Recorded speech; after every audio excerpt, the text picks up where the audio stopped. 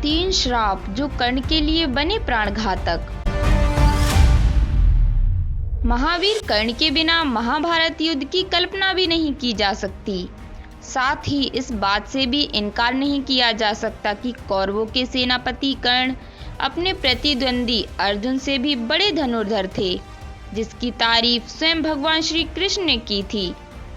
कर्ण न केवल एक शक्तिशाली योद्धा थे, बल्कि बहुत बड़े दानवीर भी माने जाते थे, जिन्होंने बिना युद्ध का परिणाम सोचे अपने कवच कुंडल दान में दे दिए थे। कर्ण जन्म से क्षत्रिय थे, लेकिन वह रथ चालक के घर पलकर बड़े हुए थे, जिससे उनका नाम सूतपुत्र भी पड़ा। परंतु इस महान योद्धा का जीवन किसी तपस्या से कम नहीं था। इन्हें कई ऐसे कर्मों का परिणाम भी भोगना पड़ा जिसमें इनकी कोई गलती नहीं थी। अनजाने में किए गए काम और दूसरों की भलाई के चक्कर में इन्हें 3 ऐसे श्राप मिल गए जो इनके लिए प्राणघातक साबित हुए। तो आइए जानते हैं इन 3 श्रापों के बारे में, किसने और क्यों दिए थे कर्ण को ऐसे श्राप। पहला श्राप परशुराम जी द्वारा दिया गया था। कर्ण जब धनुर्विद्या सीखने के लिए गुरु द्रोणाचार्य के पास पहुंचे तो उन्होंने कर्ण के सूत्रपुत्र होने की वजह से शिक्षा देने से मना कर दिया था। कर्ण इस बात से निराश होकर भगवान परशुराम के पास पहुंचे। परशुराम जी ने कर्ण की प्रतिभा को देखकर उन्हें अपना शिष्य बना लिया था। एक दिन अभ्यास के समय जब परशुराम जी थक चुके थे तो उन्होंने कर्ण से कहा कि भी थोड़ा आराम करना चाहते हैं। तब कर्ण बैठ गए और उनकी जंघा पर सिर रखकर परशुराम जी आराम करने लगे।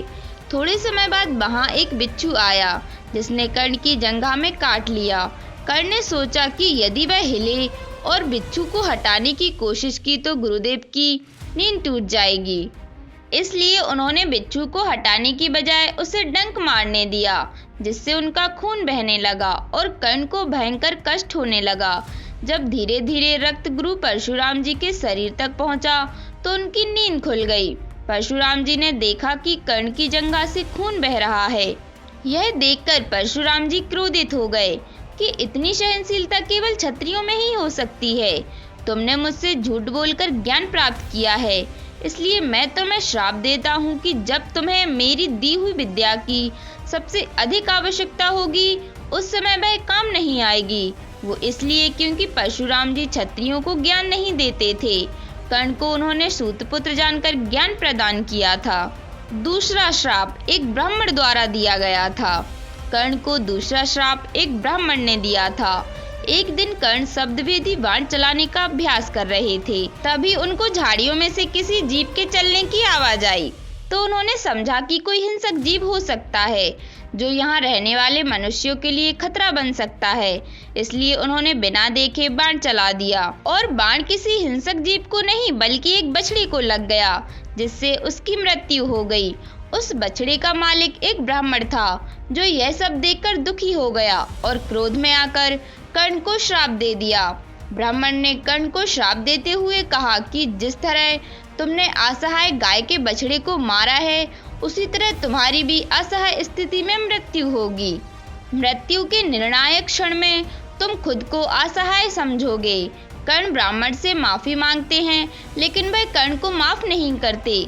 वह ब्राह्मण कहता है कि अगर माफी चाहिए तो उसे सबसे पहले मेरी गाय के बछड़े को जीवित करना होगा, लेकिन ऐसा करना किसी के बस में नहीं होता। तीसरा श्राप भी ब्राह्मण ने दिया था। ब्राह्मण ने इसी संदर्भ में एक और श्राप दिया था कि जिस तरह तुम रथ पर सवार होकर सर्वश्रेष्ठ बन जाते हो, दूसरों पर बिना गलती के और बिना किसी विचार के बाण चलाते हो, उसी प्रकार जब तुम जीवन का निर्णायक युद्ध लड़ रहे होगे, उस समय तुम्हारे रथ का पहिया जमीन में धंस जाएगा और तुम अपने सम्मान की ऊंचाइयों से नीचे आ जाओगे। और इसी श्राप के कारण कर्ण जब महाभारत का निर्णायक युद्ध लड़ रहे होते हैं, तब उनके रथ का पहिया जमीन में धंस जाता है और उन्हें रथ से नीचे उतरकर स्वयं ही रथ के पहिए को भूमि से निकालने का प्रयास करना पड़ता है। इसी समय अर्जुन दिव्य शास्त्र चला देते हैं और कर्ण को वीरगति प्राप्त हो जाती है।